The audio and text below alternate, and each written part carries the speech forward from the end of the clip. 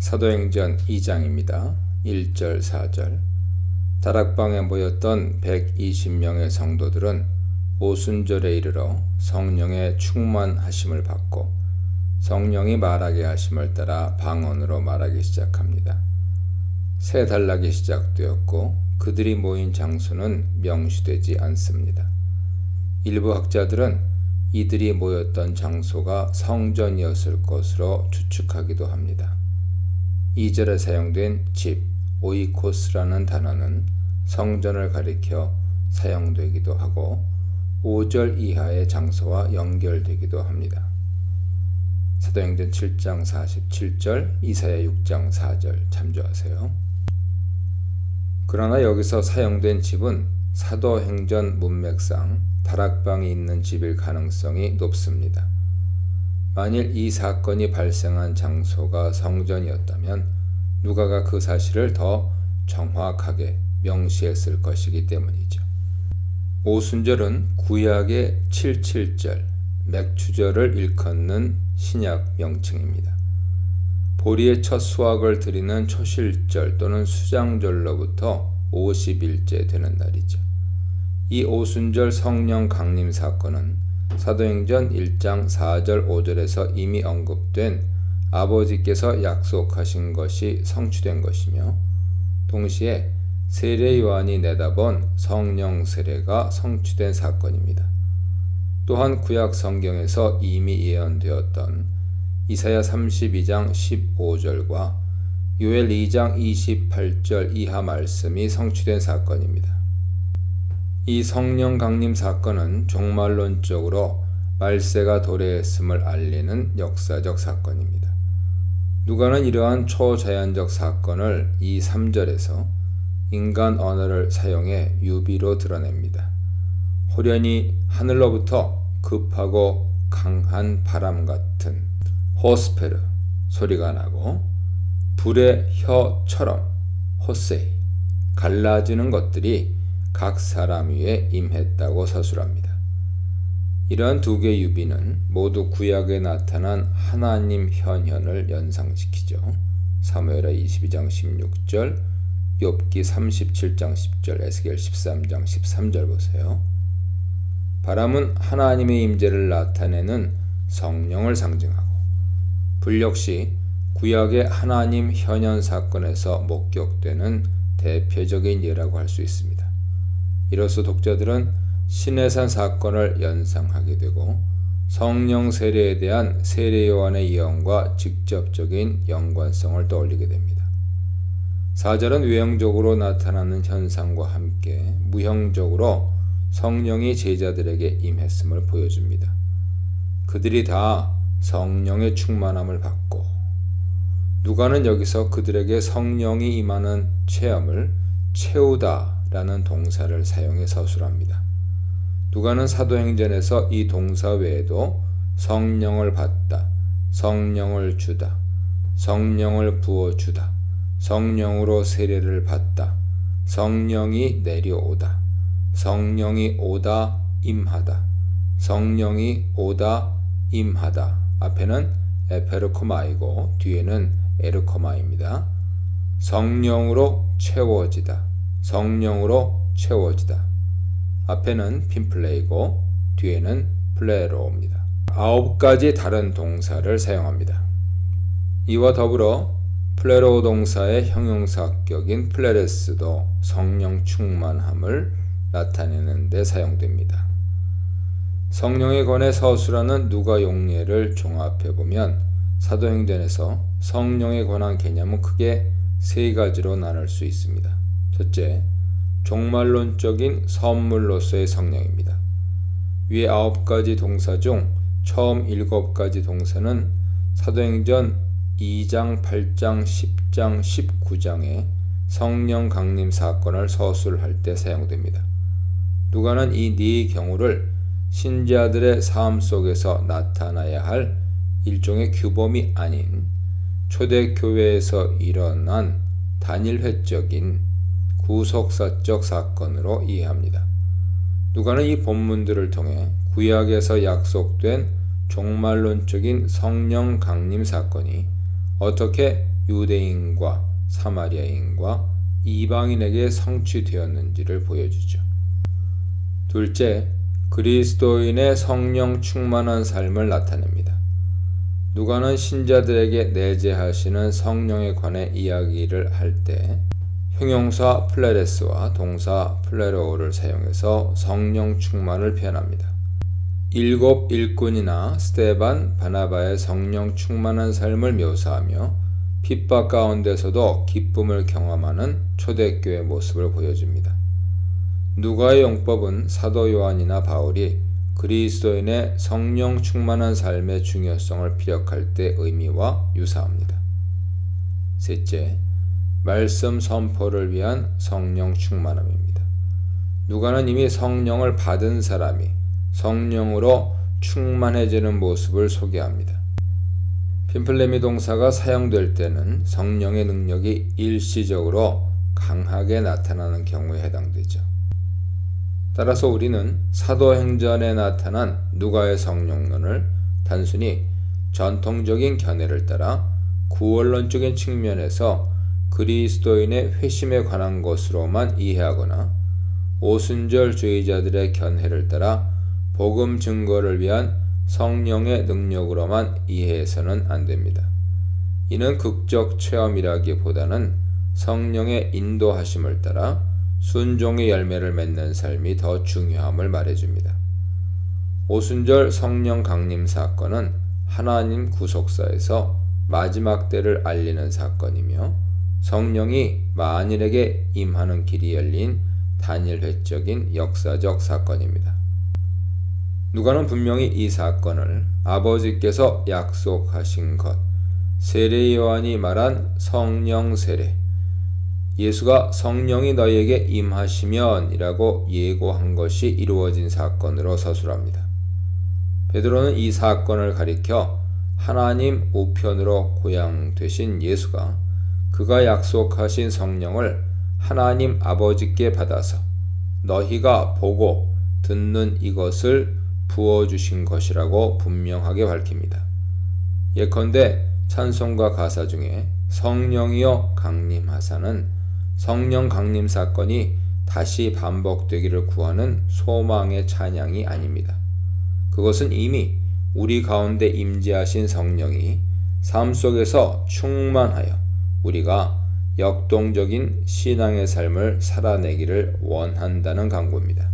다른 언어들로 라는 표현은 제자들이 말한 언어가 다른 사람들은 알아들을 수 없지만 그 언어를 사용하는 사람들은 알아들을 수 있는 언어였음을 시사합니다. 120명이 각각 말하는 언어가 모두 다른 언어였는지 아니면 그들이 말하는 말이 각각 다른 언어로 들렸는지는 확실히 결정할 수 없습니다. 다만 14절 이하의 베드로 설교를 청중이 모두 이해한 것으로 보아 이는 초자연적인 사건으로서 듣는 이들이 각각 자기 언어로 이해할 수 있었던 것으로 보입니다. 5절로 13절입니다. 오순절을 지키기 위해 흩어진 유대인들이 예루살렘으로 올라왔습니다.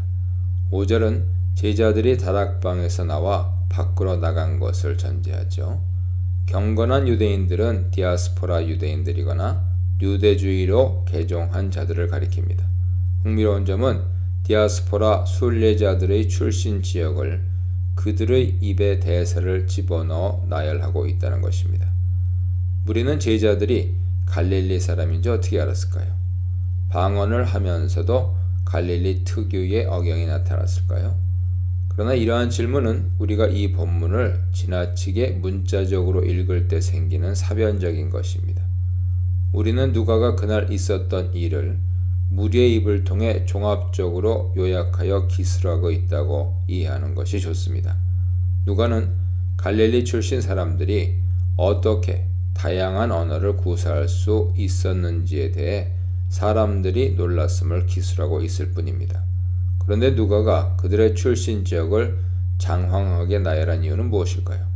누가는 디아스포라 여러 지역에서 온 사람들이 오순절 성령 강림 사건을 목격했고 그들이 자기 고향으로 돌아가 하나님의 큰 일을 널리 알렸음을 암시하려 했을 것입니다. 증인, 성령의 첫 열매인 사람. 증인, 성령의 언어로 말하는 사람. 증인, 성령의 새 술에 취한 사람에 대해 묵상해 보시기 바랍니다. 14절로 21절입니다. 베드로의 설교 전문이 문자적으로 그대로 여기에 모두 기록되었다고 보기는 어렵습니다. 누가는 베드로가 했을 법한 설교 내용을 자신의 언어로 요약해서 독자들에게 소개하고 있습니다. 앞단락에서 오순절에 소동을 놓고 청중은 두 가지 반응을 보였습니다. 많은 이들이 놀라며 긍정적인 반응을 보인 반면 일부는 제자들이 새 술에 취했다고 조롱했습니다. 이에 베드로는 12사도를 대표하여 11사도와 함께 서서 돼 있죠. 모인 청중에게 해명합니다. 지금 벌어지고 있는 일은 아침부터 술에 취했기 때문이 아니라 요엘 선지자의 예언의 성취로 이해해야 함을 지적하며 요엘 2장 28절 이하를 인용합니다. 요엘 2장은 로마서 10장 13절, 요한계시록 6장 12절에서도 인용되죠. 이런 사실은 사도행전의 역사성을 부각시킵니다. 요엘 2장은 누가가 사도행전을 기록하면서 처음 인용한 것이 아니라 이미 초대교회에서 인용된 것임을 보여주기 때문입니다. 베드로는 요엘서의 70인역 본문을 인용하면서 당시 정황에 맞게 일부 어구를 수정합니다. 요엘과 누가 인용을 비교해보면 요엘의 그 후에가 마지막 날에로 바뀐 것을 알 수 있습니다. 성령 강림 사건을 종말론적인 사건으로 이해한 것이죠. 요엘서의 문맥에서 하나님이 메뚜기 떼를 통해 이스라엘을 심판하겠다고 하셨을 때 이 경고의 메시지를 듣고 백성이 회개했습니다. 이에 하나님은 그들의 회개를 받으시고 심판을 철회하시며 풍성한 추수를 주겠다고 예고하십니다. 그러고 나서 그 후회로 시작하는 인용 본문이 뒤따릅니다. 베드로는 선지자 요엘의 예언이 바로 이 오순절 사건으로 성취되었다고 말합니다. 베드로는 요엘의 예언이 마지막 날에 돼 있죠. 말세에 해당한다고 생각했고 지금 자신들이 그 말세 때를 살고 있다고 주장합니다. 하나님의 구원 역사가 지금 일어나기 시작했다는 것이죠. 그럼 이 예언의 핵심 내용은 무엇일까요? 첫째, 하나님의 영이 남녀노소를 물어나고 모든 사람들, 모든 육체에 부어집니다. 구약 시대의 특정 인물, 선지자, 왕, 제사장에게만 국한되었던 것이 만인, 자녀들, 젊은이들, 늙은이들, 남종과 여종에게 허락되었습니다. 교회 시대가 열렸음을 알리는 것이죠. 여기에 언급된 예언, 환상, 꿈은 각각 다른 것을 의미하는 것이 아니라 구약 예언서에서 표상의 다양성을 위한 시적 표현으로 간주함이 적절합니다. 따라서 17, 18절은 성령의 극적인 체험을 말하는 것이 아니라 말세에는 성령의 도우심으로 깨닫지 못했던 하나님의 뜻을 올바르게 깨닫게 될 것임을 말합니다. 둘째, 말세에는 기사와 징조가 나타날 것입니다. 요엘의 이적을 하늘과 땅에 베풀리니가 위로 하늘에서는 기사를, 아래로 땅에서는 징조를 베풀리니로 바뀝니다. 여기서도 기사와 징조는 유의어죠. 땅의 징조는 방언과 앞으로 일어날 여러 기적들을 가리키고 하늘의 기사는 말세의 종말을 알리는 미래의 기사들을 가리키는 것으로 보입니다. 셋째, 반드시 최후의 심판의 날이 있을 것인데 그것이 바로 여호와의 날, 곧 주의 날입니다. 여호와의 크고 두려운 날이 주의 크고 영화로운 날로 바뀐 것은 히브리어 본문이 70인역으로 번역되면서 발생했습니다. 그런데 여기에 중요한 기독론적인 함의가 담겨 있습니다. 요엘서에서 주 퀴리오스는 여호와 야훼를 가리키죠. 그러나 사도행전에서 퀴리오스는 주 예수를 암시합니다. 36절에서 예수는 주로 선포될 것이기 때문이죠. 넷째, 누구든지 주의 이름을 부르는 자는 구원을 받으리라. 이것이 곧 구원 메시지입니다. 주 예수를 의지하고 신뢰하는 자는 구원을 받게 될 것이라는 뜻이죠. 베드로가 당시 히브리어 본문을 인용했다면 주의 이름은 야훼 하나님의 이름을 가리켰을 것입니다.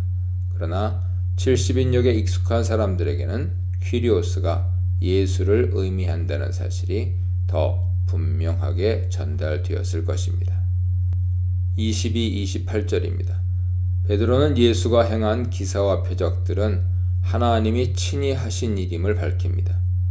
유대인들은 예수를 하나님이 보내신 메시아로 알아보지 못하고 그를 십자가에 못 박아 죽였습니다. 법 없는 자들은 예수를 실제적으로 죽인 자들을 가리키죠.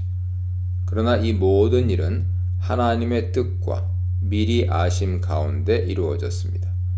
우리는 여기서 하나님의 예정과 인간의 자유의지라는 역사를 보게 됩니다. 사람들은 자신들의 자유의지를 행사해 예수를 죽였습니다. 그들의 살해는 구약에서 예언되었던 예수의 죽음과 부활에 대한 하나님의 계획으로 이어졌습니다. 그렇다고 해서 법 없는 자들의 책임이 감면되거나 면제되는 것은 물론 아닙니다. 24절 이하는 부활에 관한 것이죠. 여기서 중요한 사실은 초대교회가 예수의 부활을 기정사실로 믿고 증언했다는 점입니다. 이는 주님의 부활에 대한 초대교회의 확신을 반증합니다. 베드로는 예수가 메시아시기 때문에 부활하실 수밖에 없었다고 말하면서 시편 16편 8절 11절을 인용합니다.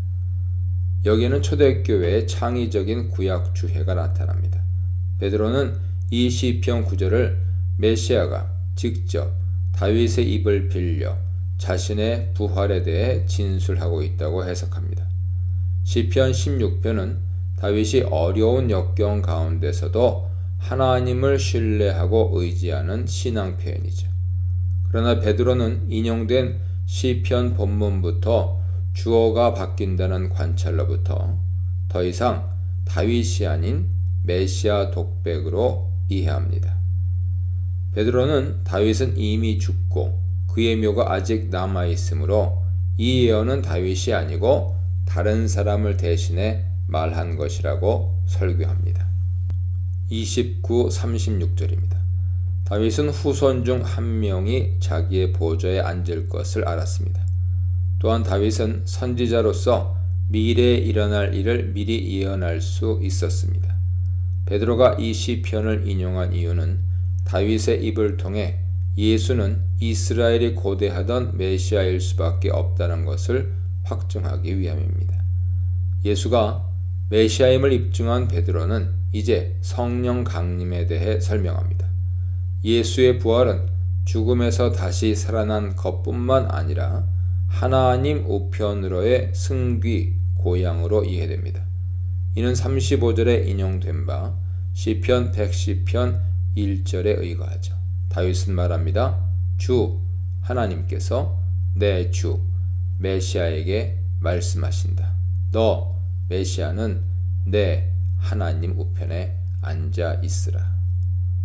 이 구절은 초대교회에서 일찍이 가장 널리 알려진 메시아 시편입니다. 신약에서 모두 22번 인용 혹은 암시되고 있습니다.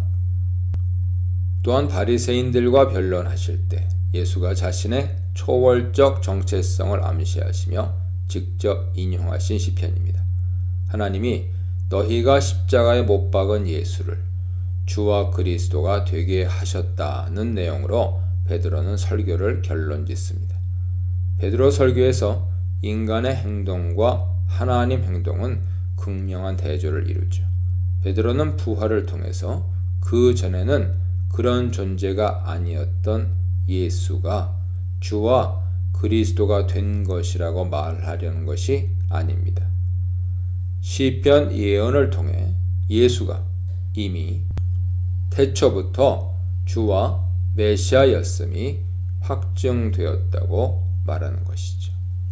말세를 여시는 성령 하나님, 부활의 능력으로 담대하게 하시는 하나님, 성령을 보내시는 예수에 대해 묵상해 보시기 바랍니다. 37절로 42절입니다. 청중은 베드로의 설교를 자신들에게 하는 말씀으로 받고 잘못을 인정하는 모습을 보입니다. 마음에 찔려 하는 것은 회개에 앞서 잘못을 깊이 인정하는 심정을 가리키죠. 십자가상에서 죽은 나사렛 예수가 주와 메시아가 되신다는 베드로의 결론은 그들에게 엄청난 충격으로 다가왔을 것입니다. 또한 그중 대다수는 예수를 십자가에 못 박아 죽인 유대 지도자들의 잘못도 시인했을 것입니다. 이에 그들은 우리가 무엇을 해야 합니까? 라고 베드로에게 물었습니다. 이에 베드로는 그들에게 회개와 믿음을 촉구하는 메시지를 전합니다. 누가는 여기서 베드로의 입을 통해 초대교회의 전형적인 회개와 결단의 메시지를 함축적으로 소개합니다. 이 메시지를 원문에 가깝게 번역하면 다음과 같습니다. 너희는 너희의 죄 사함을 위하여 회개하고 각자 예수 그리스도의 이름으로 세례를 받아라. 그렇게 하면 성령의 선물을 받게 될 것이다. 베드로 메시지는 매우 중대한 선언입니다. 개역개정은 베드로 메시지가 마치 세 개의 명령으로 구성되어 있는 것처럼 번역합니다. 첫째, 회개하고, 둘째, 세례를 받고, 셋째, 죄사함을 받아라. 마치 죄사함에 방점이 찍힌 것처럼 보입니다. 그러나 원문은 두 개 명령으로 이루어져 있습니다. 첫째, 회개하고, 둘째, 세례를 받아라. 나머지 억구들은 이 두 개의 명령을 수식하는 역할을 합니다.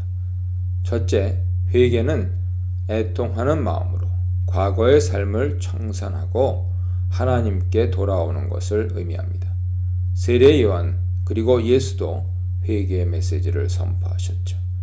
사도행전에서는 복음이 선포될 때마다 회개가 필수 조건으로 나옵니다. 복음이 우리에게 회개를 촉구하지만 회개는 사람이 자기 힘으로 할 수 있는 것이 아닙니다. 회개는 하나님이 주시는 선물로서 가능합니다. 둘째, 세례는 물 세례를 가리키지만 예수 그리스도의 이름으로 세례를 받는다는 의미에서 예수 그리스도에 대한 성도의 믿음이 전제됩니다. 그런 의미에서 38절은 회개와 믿음을 동시에 제시합니다. 회개와 믿음 간의 어떤 시간적인 차이를 전제하지 않습니다. 회개와 믿음은 서로 다른 실체라기보다는 동전의 양면이죠. 다른 본문에서는 회개와 믿음이 긴밀하게 연관되어 있습니다. 그런 의미에서 요한의 물세례와 초대교회의 물세례 사이에는 중요한 차이점이 존재합니다. 세례 요한도 죄사함을 위한 회개의 세례를 베풀었습니다. 요한에게 있어서 세례는 회개의 외적 표현입니다. 초대교회는 동일한 세례 의식을 단순히 회개 표현만으로 이해하지 않습니다. 그리스도께 충성을 사약하는 예수 그리스도의 이름으로 믿음의 행위를 외적으로 표현한 것으로서 회개를 이해했습니다. 또한 예수 그리스도에 대한 믿음 고백, 물 세례를 통해 성령을 선물로 받는다고 이해했습니다.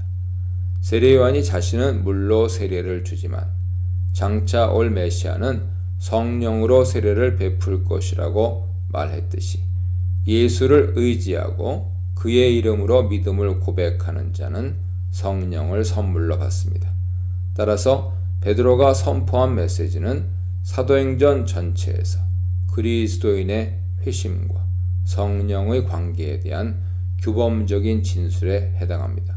종종 그리하면으로 번역된 헬라어 카이를 일종의 시간적 간격의 의미를 내포하고 있는 것처럼 해석할 때가 있습니다. 그러나 성령의 선물은 회개와 믿음을 통한 회심과 함께 동시적으로 주어지는 하나님의 축복입니다. 42, 47절입니다. 누가는 사도행전 1장 1절부터 2장 41절까지 초대교회 초기 설립 단계를 비교적 자세히 다루었습니다.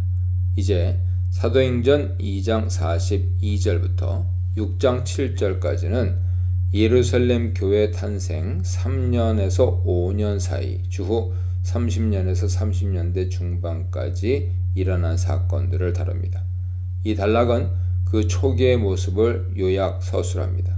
누가는 예루살렘 교회가 첫째, 사도들의 가르침을 받는 일, 둘째, 성도 간의 교제, 셋째, 떡떼기, 넷째, 기도에 힘썼다고 소개합니다.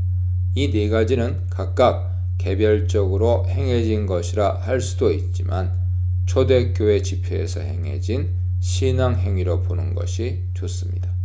첫째, 사도들은 가르침을 통해 예수가 선포하신 말씀을 직접 전달하고 그 말씀을 수호하는 역할을 감당했습니다.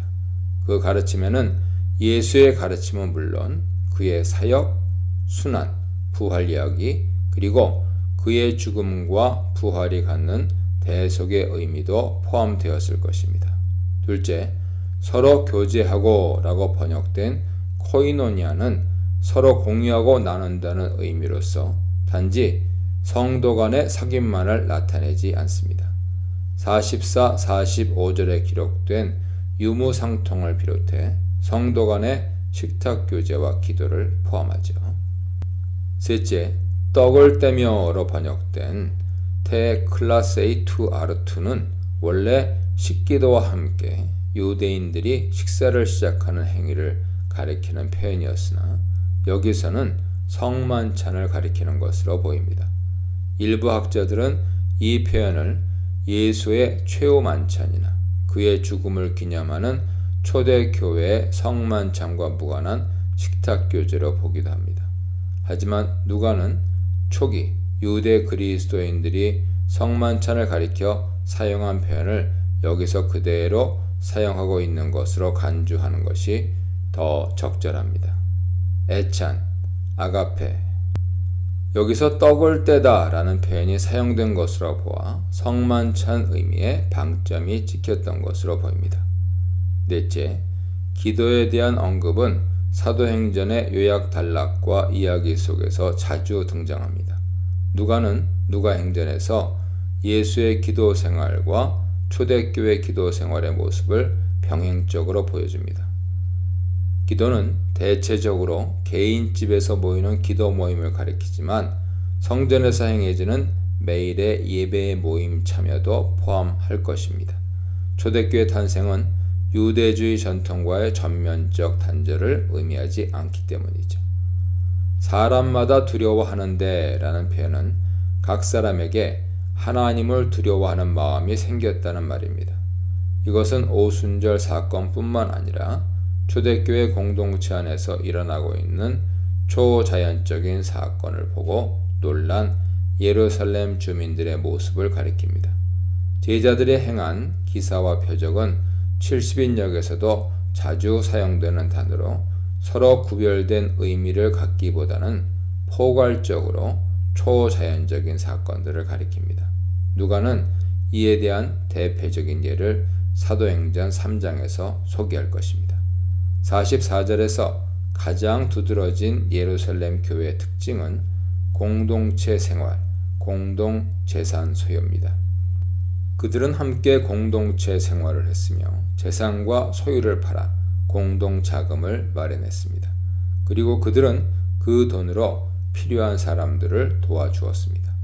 초기의 신앙적인 열정과 예수의 자기 부인에 대한 가르침이 그들의 신앙적 결단에 동기를 부여했을 것입니다. 이 단락에서 공산주의 체제에 대한 어떤 기원론적인 흔적을 발견하려는 어떠한 시도도 정당하지 않음을 기억해야 합니다. 왜냐하면 예루살렘 교회 공동체 생활은 성도들의 자발적인 행동에서 비롯된 것이기 때문이죠. 게다가 사도행전 4장 32절로 5장 11절은 개인의 재산과 소유를 파는 것은 어떤 강요에 의한 것이 아니라 자발적인 행동임을 보여줍니다. 그리고 누가가 바나바의 예를 특별히 소개한 것으로 보아 모든 사람이 자신의 소유를 공동체에 헌금해야 했던 것은 아니었던 것으로 보입니다. 그들은 날마다 성전에 모였습니다. 유대 그리스도인으로서 그들은 성전을 하나님을 예배하는 곳으로 믿었습니다. 그들은 솔로몬 행각에 모여 말씀을 나누며 하나님께 찬송을 드렸습니다. 예수의 십자가 죽음이 성전의 희생제사를 대체했다는 신학적인 사고는 아직 형성되지 않았습니다. 그리고 그들은 각자의 집에 모였고 성만찬을 포함한 식탁 교제를 했습니다. 회심, 세례를 통한 죽음. 회심, 패역한 삶의 청산. 회심, 새로운 삶의 방식에 대해 묵상해 보시기 바랍니다.